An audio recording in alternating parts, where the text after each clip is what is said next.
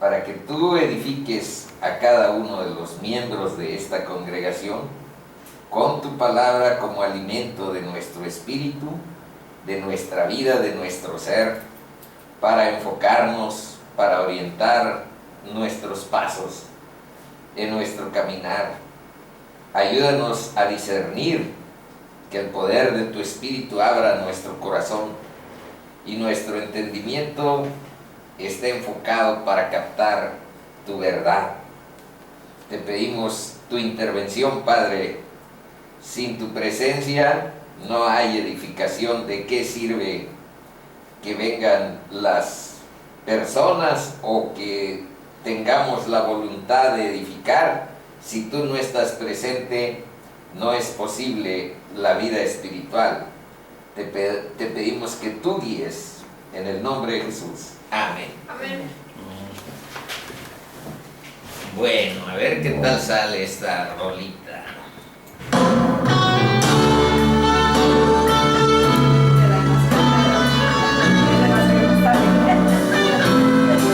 Es de las fáciles.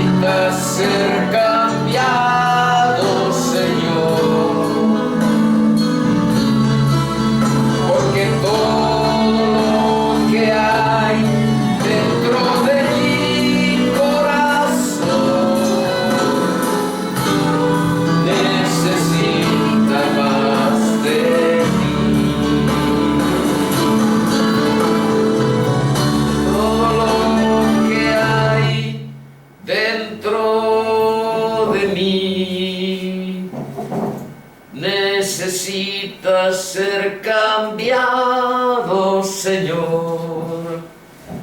Bueno, chicos, le pedimos a Dios su guía para iniciar esta sesión, que es la sesión 91. Estamos a 9 de 100 estudios. Así es que ahí vamos. Estamos abordando el capítulo 10 de Romanos. La semana pasada estuvimos analizando estos versos, bueno, desde el 1 hasta el 13, pero aquí nada más los puse para recordar y para contextualizar la parte que nos corresponde hoy. Vamos a procurar estudiar todo el capítulo del 14 al 21. No son muchos versículos. Lo dejamos la semana anterior en el 13 y vamos a procurar cerrar este día. ¿Qué contiene el capítulo 10?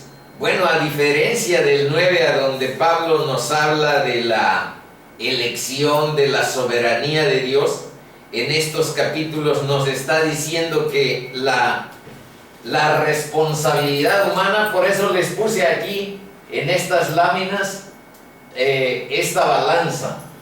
La responsabilidad humana, hoy vamos a ver que Pablo dice en los capítulos que hoy vamos a analizar que son muy importantes. Bueno, vamos a ver, para recordar qué dice el capítulo 10 del 5 al 13, que es la parte final de la sesión anterior. Porque de la justicia que es por la ley de Moisés, escribe así: el hombre que haga estas cosas vivirá por ellas. Eso fue la ley de Moisés. Pero A ver, no coincide con las... es que esta no está ahí. Esta la obviamos porque la tienen. Ok. Pero la justicia que es por la fe, ustedes tienen a partir de esta. Ajá. Sí. Por eso este es 0. Pero la justicia que es por la fe dice así. Esta ya no es la ley de Moisés.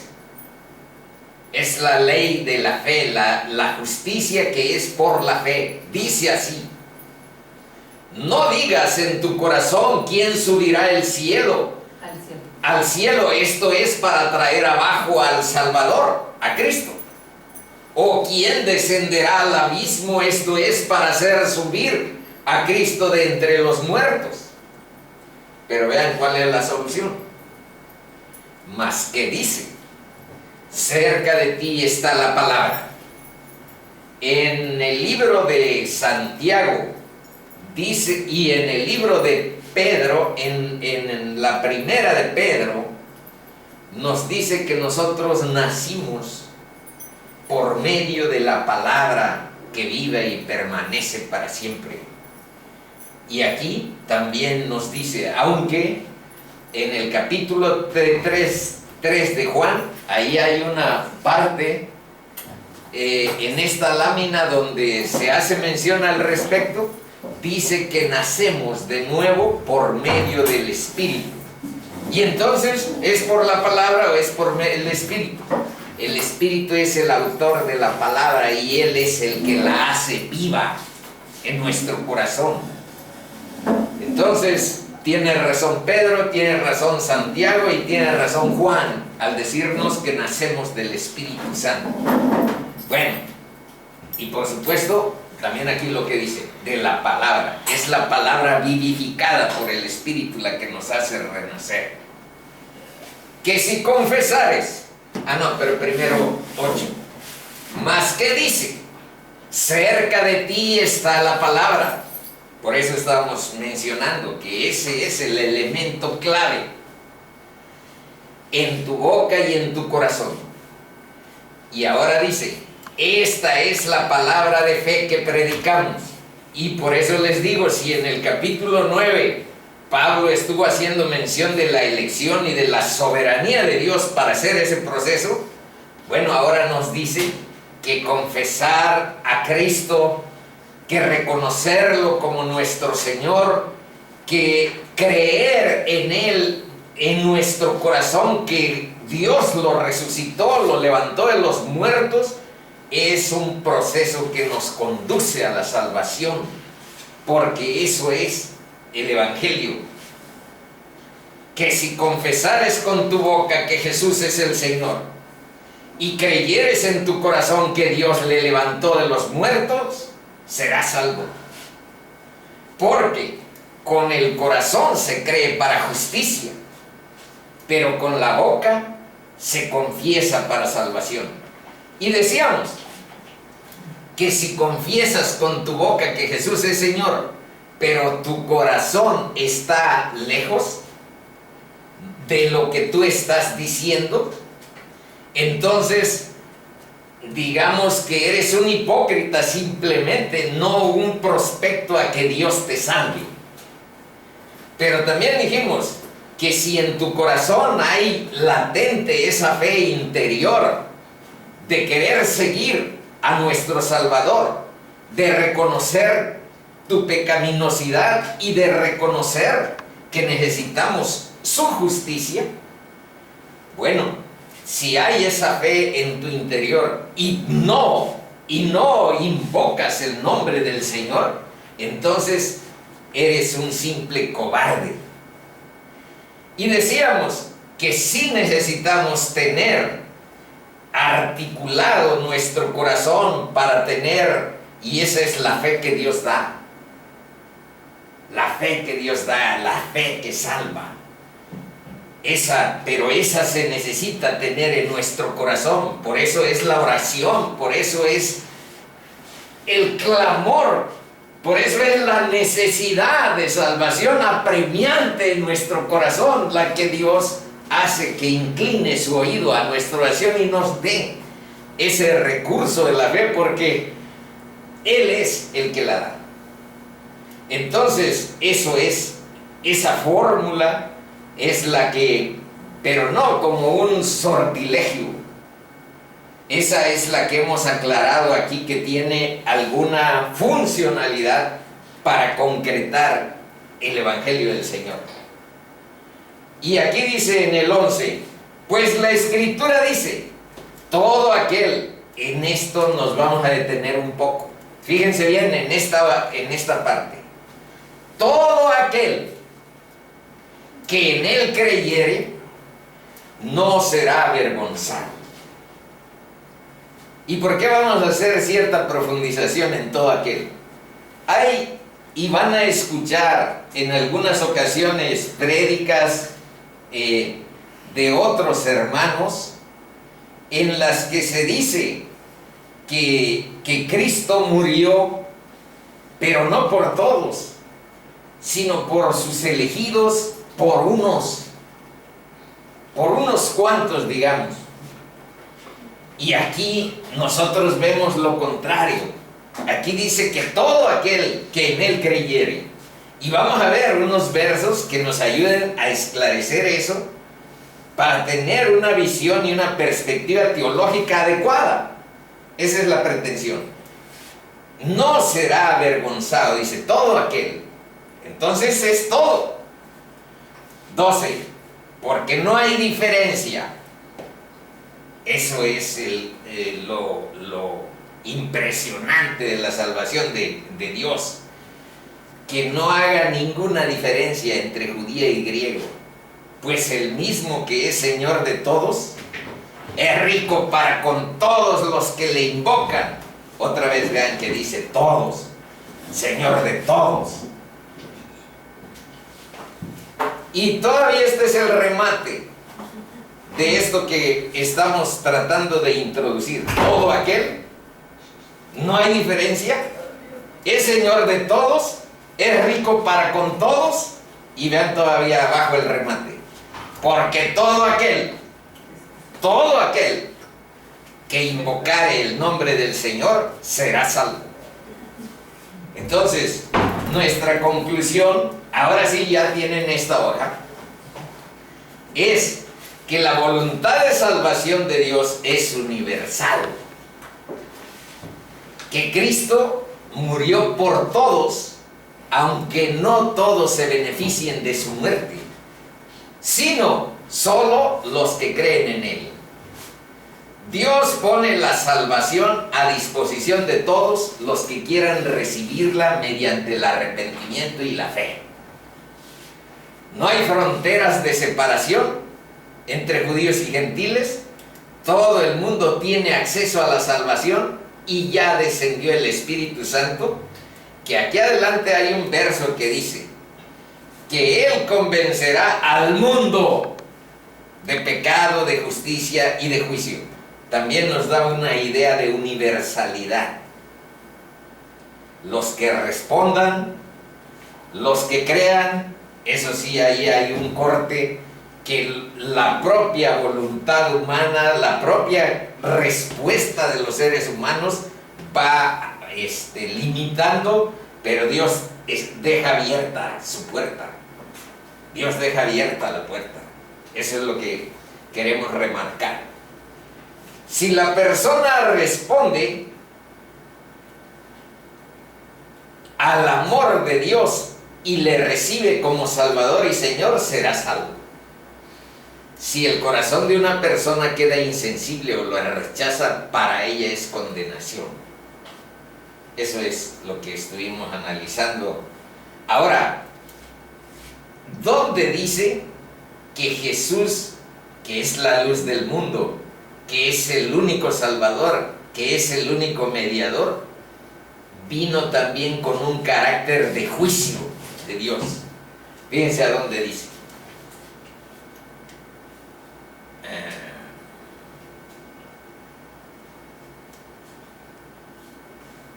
Aquí, Juan 9, 39 al 41 dice: dijo Jesús, para juicio he venido yo a este mundo. Para juicio. Para los que no ven, para que los que no ven, vean.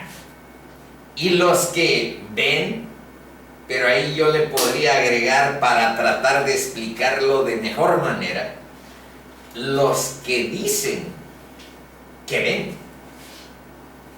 sean cegados, porque esos que dicen que ven, lo hacen como soberbia, como actitud de altivez, como actitud de sabiduría, y estaban enfrente del Redentor, estaban enfrente de Jesús, la luz.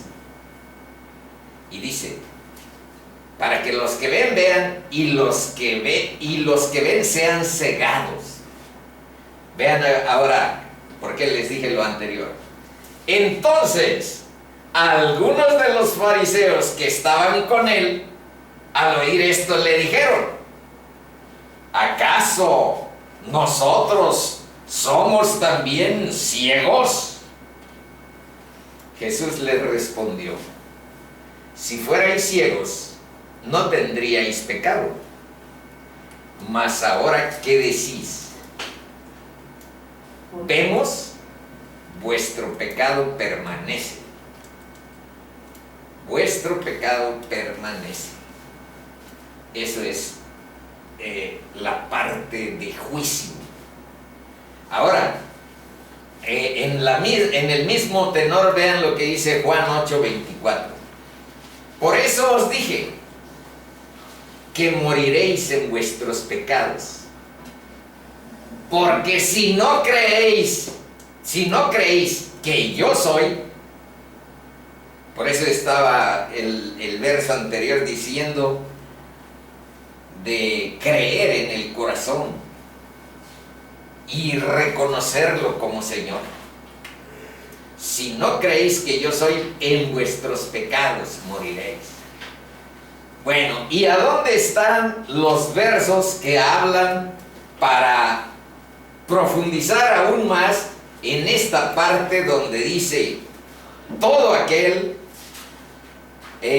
no hay diferencia, es Señor de todos, es rico para con todos, porque todo aquel que invocare? Bueno, vamos a ver algunos versos que refuerzan esa proyección. Vean lo que dice 1 Juan 2:2.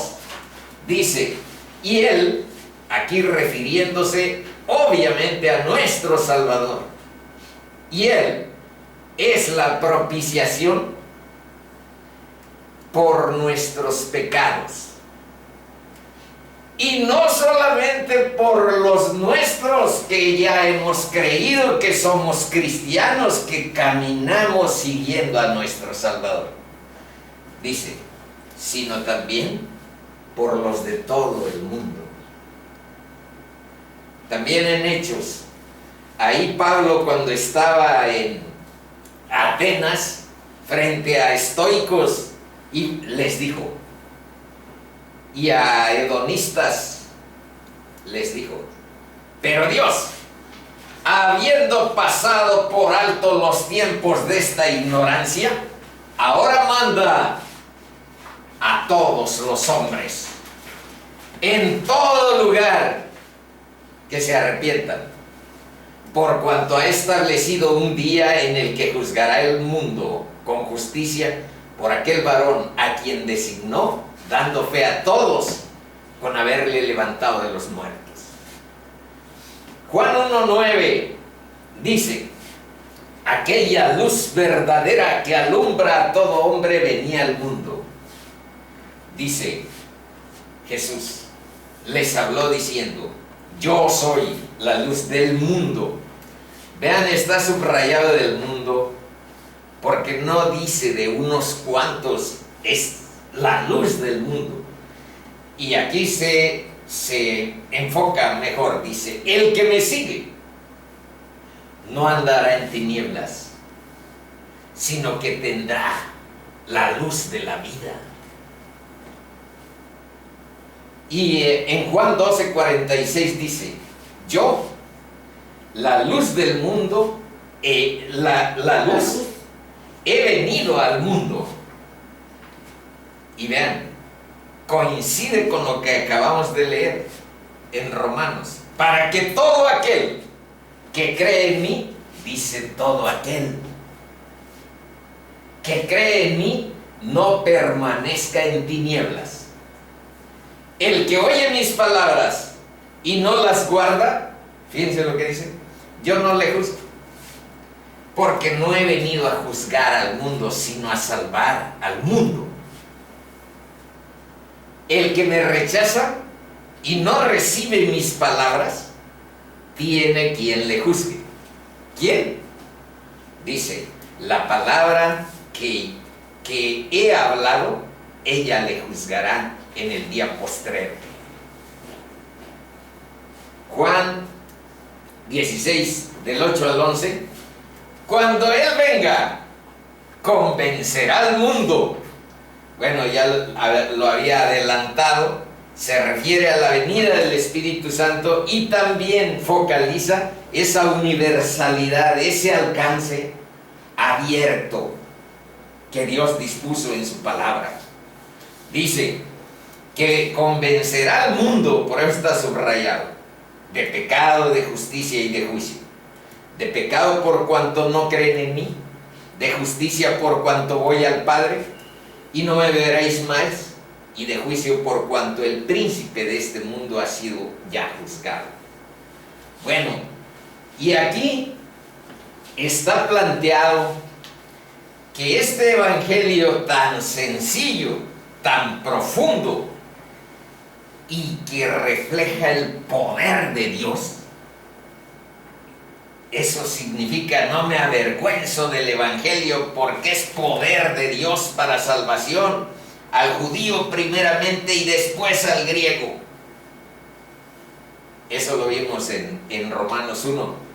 Bueno, este poder de salvación tan sencillo, tan profundo, que entraña la sabiduría y el poder de Dios, en vez de abrazarlo, en vez de obedecerlo y seguirlo, ha tenido ataques variados, que aquí solamente veremos dos. Uno es el legalismo. Y sintéticamente, ¿en qué consiste? Bueno, empezaron esto los propios judíos que atacaban a Pablo, o los judíos incluso que allá habían creído en el Señor. Más o menos esta era su posición, pero no se limita a los judíos. Hay religiones en este 2019 vivas que tienen el mismo planteamiento que los judíos, que están analizados en Gálatas, que estamos analizando en Romanos y que vamos a ver en otras cartas de Pablo, como iba a decir chahuistle, bueno, como una infección que está permanentemente atacando a la iglesia de Cristo, el legalismo. Bueno, ¿y en qué consiste sintéticamente?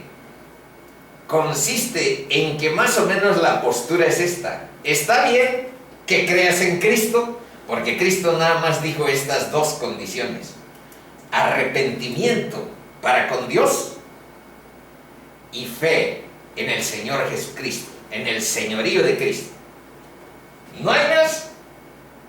Por eso les puse aquí la flecha verde con todo el direccionamiento a la salvación, al encuentro con nuestro Creador, al encuentro con nuestro Padre. Pero hay interferencias. Este es el jardín, nuestra tierra es el jardín de los senderos que se bifurcan. Y esta primera bifurcación del legalismo es que dicen: está bien que creas en Jesús, está bien creer en Cristo, reconocer su señorío, pero hay que agregar, porque esto es lo veo muy simplón, lo veo demasiado sencillo. Sí, pero es el poder de Dios, es lo que lo hace válido, no tu entendimiento, no tu comprensión. Es Dios el que determinó que así fuera, ¿no? Pero yo quiero agregarle, los judíos querían el cumplimiento de la ley, y las religiones que te rodean quieren agregarle al Evangelio de Cristo las tradiciones religiosas y otros mandamientos, no los de Jesús, otros mandamientos de hombres. Tradiciones, mandamientos de hombres, cumplimiento de la ley. Si cumples todo eso más lo que Jesús dijo, serás salvo. Esta es una de las perversidades y desviaciones más grandes que hay y que hubo en la historia. Pero sigue habiendo este extravío. Y la gente, mientras no vaya a la palabra y mientras no escuche tu enseñanza y tus prédicas sobre lo que realmente sostiene nuestro Salvador, seguirá en su oscuridad. Por eso hoy vamos a ver que es importante que compartamos el testimonio de quién es Cristo y cómo salva.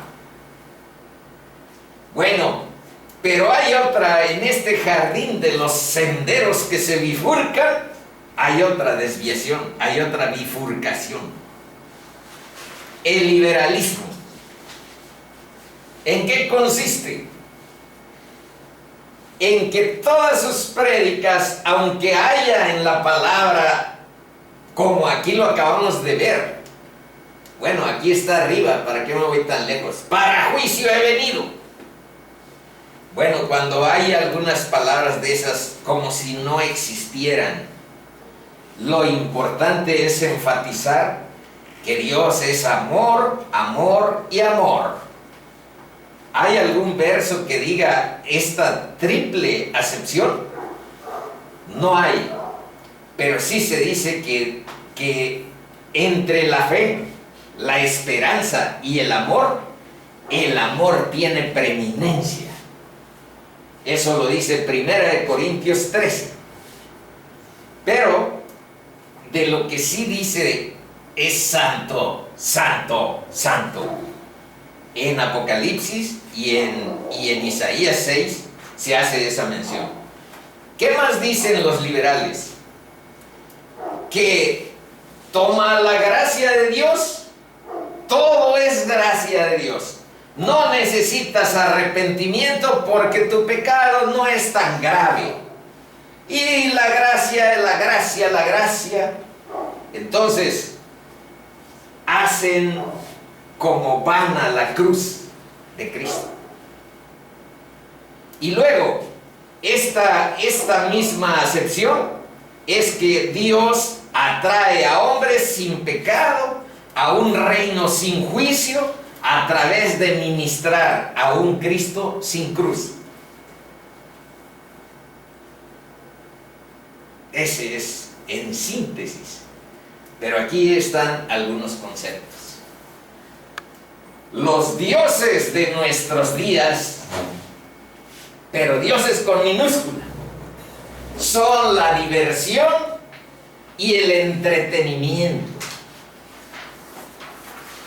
He escuchado a una persona que con mucha frecuencia dice: y este libro está muy divertido, porque quiere plasmar delante de la audiencia que ese es un valor importante que él sigue.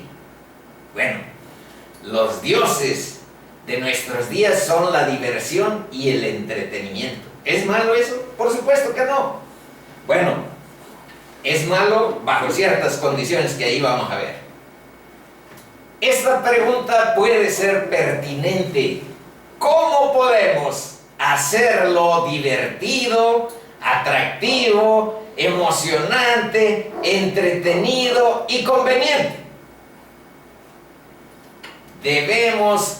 Esto es mi postura, por supuesto que debemos esforzarnos por hacer lo más atractiva y profesionalmente posibles nuestros ministerios. ¿Qué quiere decir nuestros ministerios?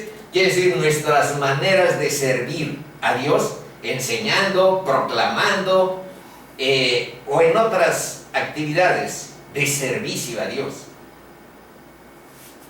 Pero no podemos alterar el mensaje de Dios, o promover el concepto de que si no es divertido y emocionante, entonces no lo hacemos. Que eso es lo que pasa en muchas congregaciones. Ahorita vamos a ver ejemplos. Dice: no es realista pensar que podemos hacer que el costo del discipulado que implique negarse a sí mismo, porque Jesús dijo claramente eso: quien quiera venir en pos de mí, que se niegue a sí mismo, que tome su cruz. Bueno, por eso está en estas acepciones. Y que me siga. Dice: no es realista pensar que podemos hacer que el costo del discipulado que implique negarse a sí mismo, tomar su cruz, perder la vida mundanal en la que estamos tan implicados, morir a sí mismo, a ese ser orgulloso, soberbio, pecaminoso, y transformar radicalmente la vida, e incluso ser rechazado por la causa de Cristo. ¿Quién sabe si esto sea conveniente y entretenido, muy divertido? Yo oí una vez un testimonio que no puedo juzgar, pero que ayuda a ilustrar lo que estamos aquí analizando, a donde una persona dijo: yo no me convertía al Señor porque sentía que ser cristiano era ser aburrido, pero ahora yo digo que no, porque es muy divertido. Es muy divertido. Bueno, tal vez. Yo lo que digo es que hay mucho gozo. Pero vamos mejor siguiendo la línea de este análisis. A lo mejor solo no sé si puedes prestar. Dice: el mensaje que muchos pastores predican hoy es un continuo enfoque en las bendiciones y la gracia de Dios. Pero este es el problema. Pues qué bueno que se prediquen bendiciones y gracia, pero se descuidan la evangelización cotidiana, que nada más se menciona el evangelio, ni se dice con claridad, ni se predica, ni se enseña ni se confronta a los pecadores, ni se alinean delante de Dios siguiendo el Evangelio. Entonces se descuida en los hechos o se avergüenzan del Evangelio cotidiano, y también se descuida el costo del discipulado. Entonces, ¿qué hacemos con los textos que dicen: el que quiera venir en pos de mí, que se niegue a sí mismo, que tome su cruz y que me siga? ¿Qué hacemos? Fácil, lo posponemos o se lo encargamos al Espíritu Santo nosotros. Conozco a un pastor que dice que una vaca sagrada determinó que hay una línea divisoria entre lo que es un pastor. Un pastor no se debe rebajar a predicar el Evangelio. Eso es lo que ahora entiendo. Un pastor y un evangelista. Entonces, hay una diferencia. Yo soy pastor, por lo tanto no digo el Evangelio. Ahora que entiendo que el Evangelio es la palabra de Dios para salvación y que no hay ningún mensaje, digo con toda contundencia y con toda claridad que esa es una percepción herética, que es grave. Menospreciar el Evangelio, porque es el mensaje central del cristianismo, porque es lo que nos da identidad, nos da razón de la vida. Entonces, esa es parte de este análisis que estamos haciendo. No, si no dices el Evangelio, seas pastor, seas maestro, seas el líder que seas, si no le das centralidad al Evangelio, tu discurso es paja. Punto. Tu discurso es paja. Por entretenido, por divertido que lo quieras hacer, si no está enfocado y darle centralidad al Evangelio, es paja. Seguimos. Dios no nos ha llamado a ser divertidos y entretenidos, sino a ser fieles. Aquí se me pasó esta palabra: es mejor fieles que devotos. Y a dar frutos espirituales. Entonces, ese es un valor que está un poco más arriba de vernos como divertidos, entretenidos. Hay que ser fieles a la palabra. Y fructíferos en nuestra vida, que refleje que vivimos, que somos hijos de luz, que vivimos siguiendo a Cristo, que nuestra vida se santifique. Dice, Dios quiere reemplazar nuestra búsqueda de felicidad al estilo mundanal y el placer sensorial carnal con alegría y propósitos genuinos que solo provienen de Dios. Él quiere que perdamos nuestras vidas, pero las vidas llenas de egoísmo, de vanidad y orgullo, por Él, que Él es la fuente de la vida. Yo soy la verdad, el camino, yo soy el camino, la verdad y la vida. Para que podamos encontrarlas en los valores del reino, que en vez de egoísmo, que en vez de vanidad, que en vez de orgullo, es justicia, es paz y es goce. Paz, porque nos da Dios su reconciliación. Conclusión, algo grandota de esta parte. Dice, negarte a ti mismo no es una gran emoción desde la perspectiva carnal, porque hay quienes dicen, yo quiero ser de ánimo, pero en los hechos eso se transforma en ánimo de tu carne. En ánimo de tu carne, no en la transformación de tu ser. negarte a ti mismo no es una gran emoción. Tomar tu cruz no es tan emocionante. Perder la vida centrada en la carne por la causa de Cristo no es la última moda. La división familiar que puede provocarse porque tus hermanos, cuando te ven en otra perspectiva de la vida, porque tu corazón entiende la perspectiva eterna y no desprecias, sino ves de otra manera el culto a los ídolos de la terrenalidad, de la temporalidad. Bueno, eso puede provocar cierta división familiar. Por causa de Cristo, pues es dolorosa. Ser rechazado por la sociedad por sostener la verdad bíblica es difícil. Entrenarse en la piedad no es popular.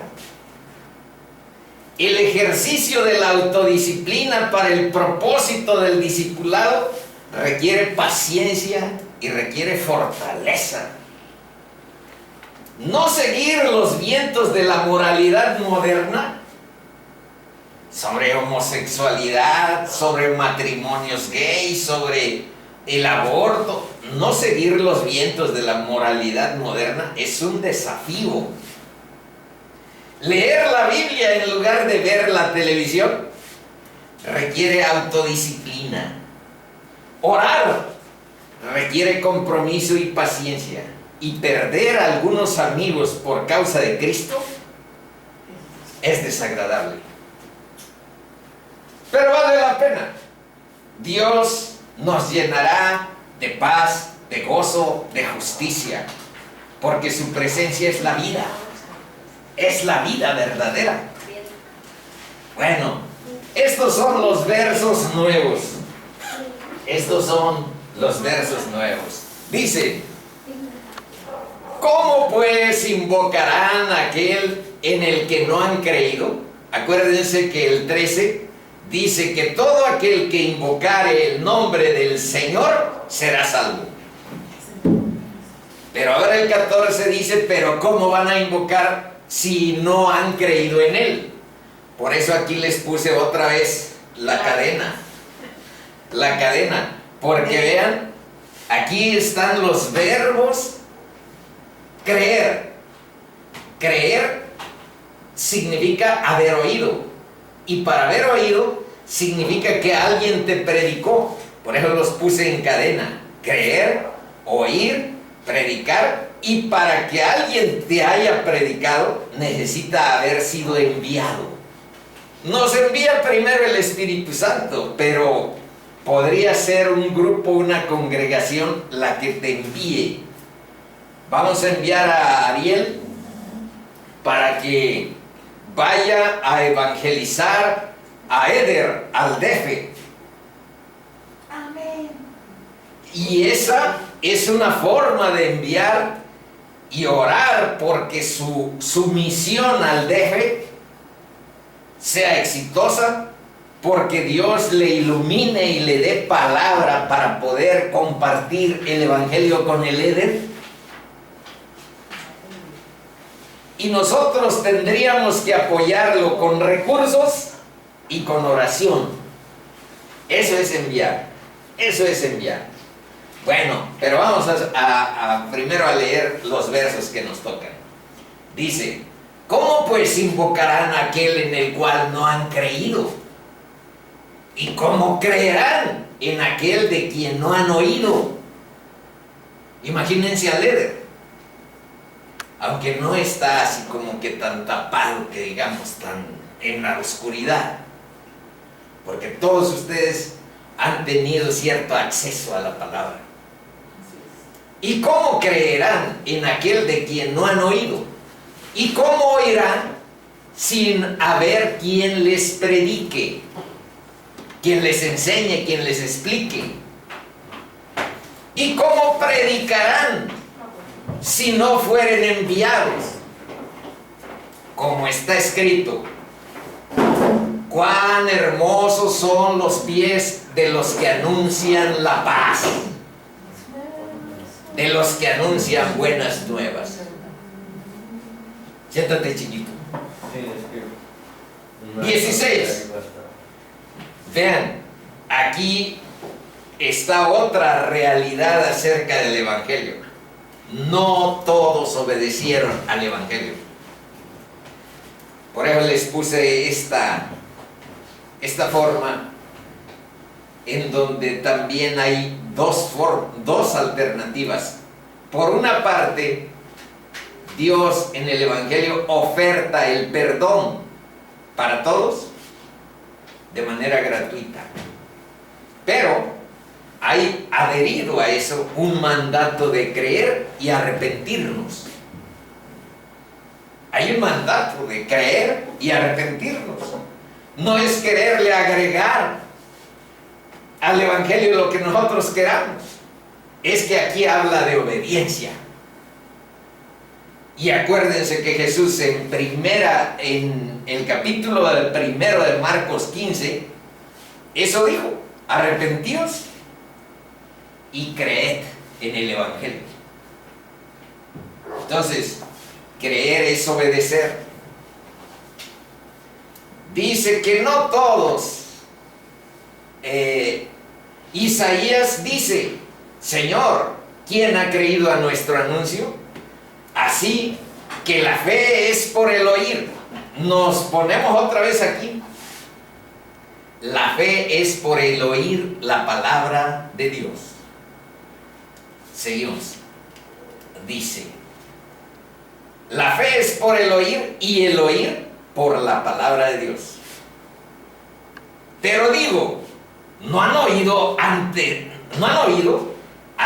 bien, por toda la tierra ha salido la voz de ellos, y hasta los confines del mundo sus palabras.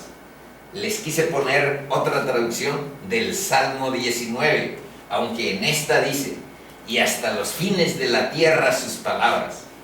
Al final, en la página 8, está una parte del Salmo 19, que aquí Pablo está citando.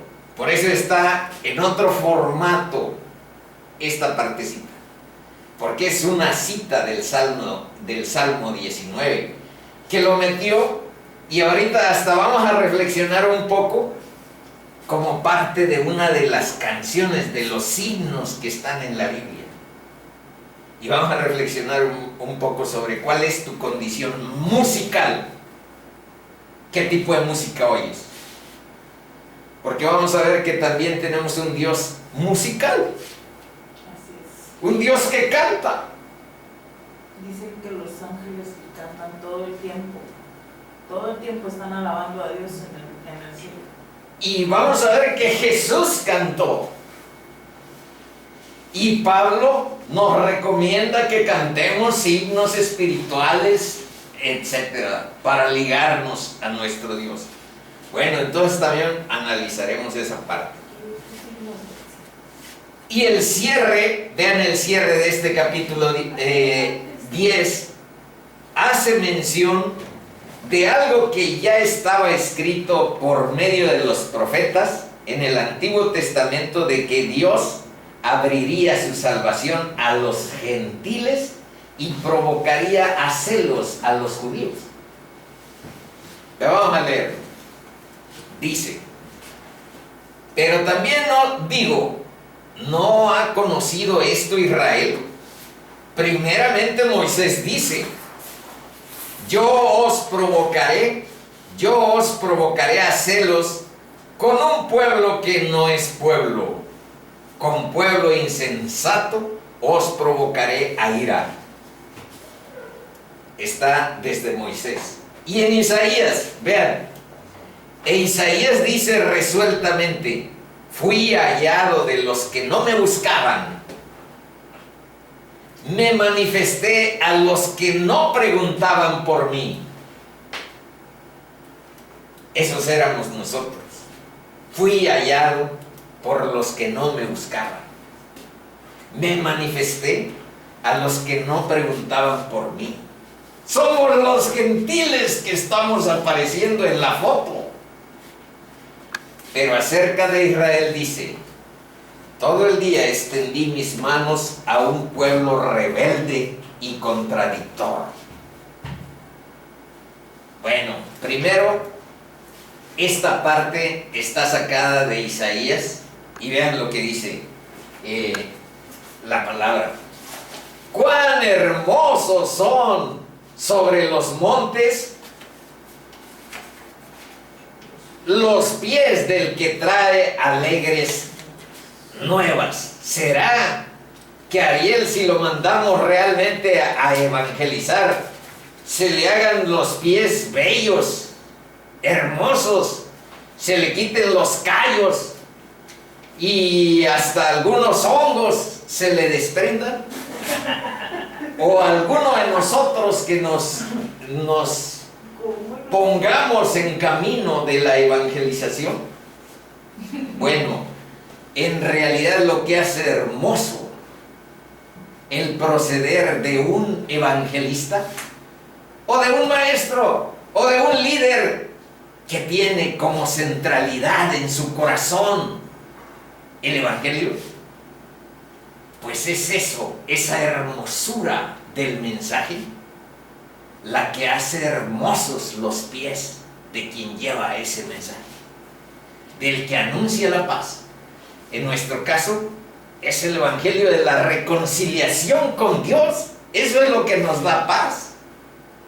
Ese es el anuncio de la paz, reconciliados con Dios.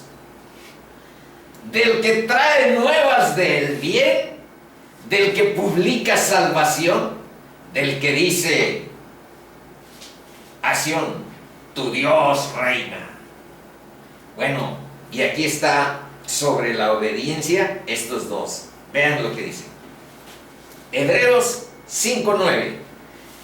Y habiendo sido perfeccionado, vino a ser autor de eterna salvación. Obviamente es Cristo. Pero ahora vean para quién es.